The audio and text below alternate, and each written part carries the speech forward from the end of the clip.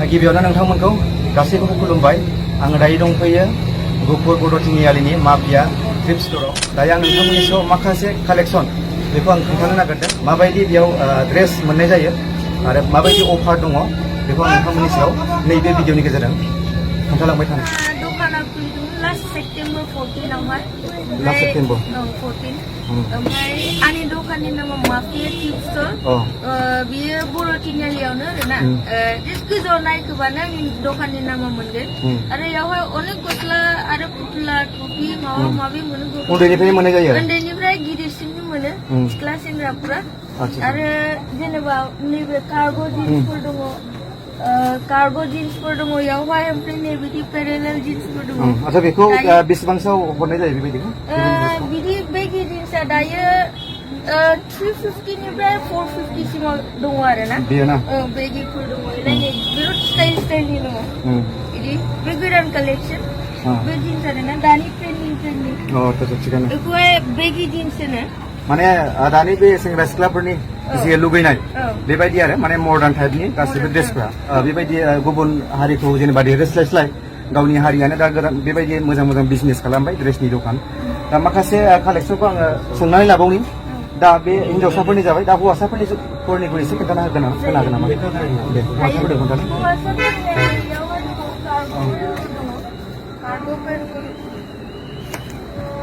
सेंग्राफोरनि आरो ना? बिदि कार्गो पेन्टफोर दङ बेयावहाय। आरो जिन्स पेन्टबो मोननाय जागोन? जिन्स पेन्टबो दङ। ओमफ्राय नै बेयावहाय हिन्जावसाफोरनि टपफोर दङ। 50 रुपिसनिफ्रायनो स्टार्ट आरो। माने इसिबां गोबां दाम नङा माने ना?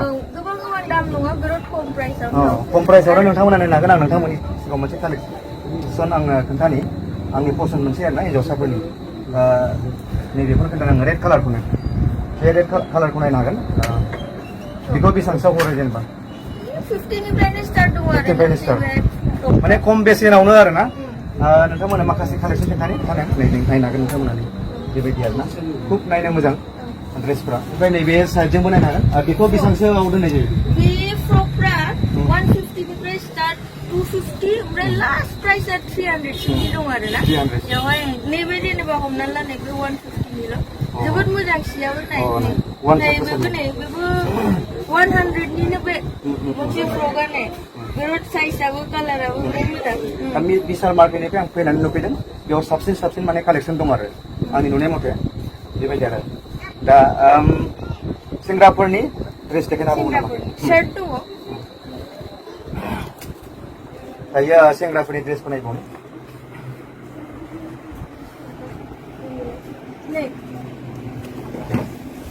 बेवहाय शार्टफोर दङ। शार्ट दं नै सेंग्राफोरनि। खालि 200 निफ्राय स्टार्ट जायो। 200 आरो स्कुलिया गथ'फोरनि थाखाय स्कुल खाथिखाय नालाय ना, ओंखायनो गुफुर शार्टफोर बिराद दोनदों। बिसोरनोबो सस्ता आरो इजि जानायनि थाखाय बेलाय गुफुर शार्टनि कालेक्सन बिराद दङ बेवहाय गिदिर फिसा। माने गोबां दामनि नङा, माने खम दामावनो 50 निफ्रायनो जागायनानै 200 300 400 नङा होमबा? खमसिम आरो जेनेबा ना। शार्टआ 200। शार्टआ 200 आरो। गुटे शार्टआनो 200 जेनेबा कालेक्सना जेनेबा 50 निफ्रायनो जागायनानै 50 निफ्रायनो स्टार्ट। खायसे गथ'फोरनिया 30 निबो दङ। आरो बेसेबांसो आप दङ जेनेबा दामा? दामा दायो थान्दा सिजननि कालेक्सनासो दङ, माने 1100 सिमल' जागोन आरो। ओमफ्राय आरो जेनेबा दा नैबे जोंनि भिउवार्सफोरनो नायग्राफोरनो बे भिडिअखौ जाय नायदों बिसोरनि थाखाय जुदि नायनानै जुदि बाय फैयोब्ला बेनि थाखाय माबा मोनसे अफार थागोन नामा? थागोन। जुदि बे भिडिअनि थ्रुयै नोंसोरो फैयो होमबा आं 10% अफ होगोन। बे भिडिअनि थ्रुयै फैबा आरो ना। बे चेनेलनि नामखौ लानानै फैबा नोंसोरनो 10% अफ होगोन। खुब मोजां होनबाथ'। नैबे भिडिअखौ जुदि नायोब्ला 10% अफ होबावगोन होननानै बुंदों जोंना सिस्टारा। दायोथ' थान्दा बोथोरबो फैबाय नङा होमबा? सेप्तेम्बर अक्ट'बर नैबे फुजा बायब्लानो आरो गोजांनाया सफैसिगोन। दा माखासे थान्दा बोथोरनिबो माखासे जेकेटफोर जिन्सफोर दङ, बिनि कालेक्सन खालामदों। नोंथांमोना नायनो हागोन। नैबेबो कट दङ। आচ্ছা नैबे कटआ बेसेबांसो माबायाव फैगोन, प्राइसआव फैगोन? बे कटआ 454 बेयाव जेनेबा लिरनाय मथेबा 499 आरो ना। गोबां खम बेसेनावनो नोंथांमोना ड्रेसखौ फैनानै बायनानै इन्जय खालामनो हागोन। गोबां मोजां आरो सिङाव हाबनानै देखायबावनि थान्दा बोथोरनि थाखाय मा ड्रेस दङ।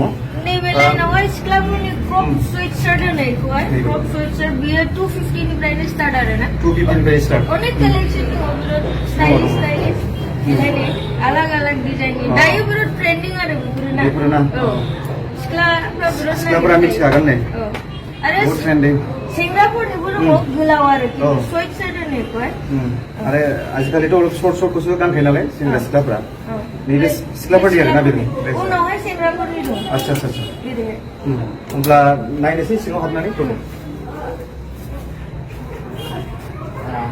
नैबेखौ विन्ड चिटार होनो बेफोरखौहाय जेनेबा बाइकार्सफोर बा माबाफोर बिराद गानो बिदिफोरखौ गोबा आरो बार हाबायाव थान्दा दिननि थाखाय बाइकफोर सालायनायाव बिदिया मोजां आरो नोंथांमोना बाइक राइडार बाइक सालायो गोबां नैबेबायदि ड्रेसफ्रा माने मोजां जायो विन्ड चिटार होनो सेंग्राफोरनि स्वेटशार्ट बेनिफ्राय दङ नैबे सेंग्राफोरखौ नायनो हागोन नै गोबां मोजां नै कालारफोराबो नायनो हागोन औ नैबेखौ खोन्थादो कोड जाबाय बे कोडा 300 निफ्राय 450 सिमावहाय दङ ओमफ्राय ओरैहाय बेखौ बेसबल होनो बेसबला 600 900 1100 सिमनि दङ आरोना 600 900 1100 औ ओमफ्राय ओरैहाय जिन्स जेकेट दङ माने खम बेसेनावनो नोंथांमोना दायो नुदों भिडिअनि गेजेरजों गोबां मोजां कालेक्सन नायनो हागोन सि लायै सि दोनो आरोना जोङो दामखौहाय बिदि आरो आंगुराफोर दङ बेयावहाय आच्छा नै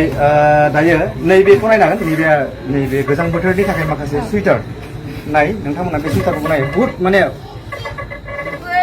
आंगुरा होनो बालु माने स्मुथ गाननो माने बडिफोरनि थाखाय गोबां मोजां आरो बे ड्रेसा नायनो हागोन जाय गानगोन माने आरो फुनोनो बागोन आरो बेबायदि ड्रेस आरोना बे स्मुथ माने एखेबारे गाननो मोजां जागोन बेखौ नायनो हागोन नै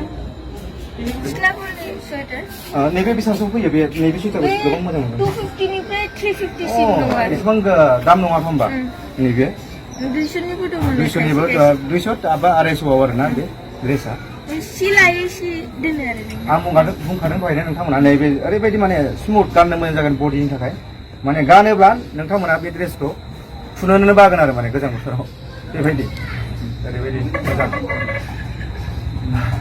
दा नायदो बेबो सिख्लाफोरनि नैबे गथ'फोरनि कालेक्सन दङ गथ'फोरनि नायदो बिदिनो 4 बोसोर 5 बोसोर बेवहाय 50 निफ्राय 150 सिमनि आरो नैबे गथ'फोरनि ड्रेस ना 50 70 150 सिमनि बेखौ आङो खावलायबावबाय जाय फेमिलि दङ ना फेमिलि जि गथ'फोर दङ नोंथांमोना बाव फैनानै बायफै नायफै एसेबां हाइ दामनि नङा ल' दामावनो नोंथांमोना बायनानै एन्जय खालामनो हागोन आरो नायनो हागोन नोंथांमोना बे उन्दै गथ'फोरनि ड्रेसबो मोननो हायो बेयाव स्क्रिनाव होगासिनो दङ बे जि मालिकनि कन्टेक्ट बे स्ट'रनि कन्टेक्टखौ नोंथांमोना बे कन्टेक्टखौ चेक खालामनानै कल खालामनानै बेयाव बर' तिनिआलियाव फैनानै नोंथांमोना बायफैनो हागोन आरो अनेक सि फैबावनांगौ दं जेकेटफोर फैगोन दायो ओमफ्राय लेदार जेकेटबो फैगोन एसे उनावहाय ओमफ्राय बै लास्टआवहाय जाबाय हुडिस जोंना सेंग्रा सिख्लाफ्रा बिराद गाननायखौहाय दायो टपि गोनां उनावहाय हुडिस होनो आरोना बेखौहाय टपि थादेरनाय बै ड्रेस आरोना औ देखायनो ना माने जेनेबा आच्छा जाम्पार होनो औ एकदम 18-19 बोसोर सेंग्राफोर गानग्रा बियो नङा होमबा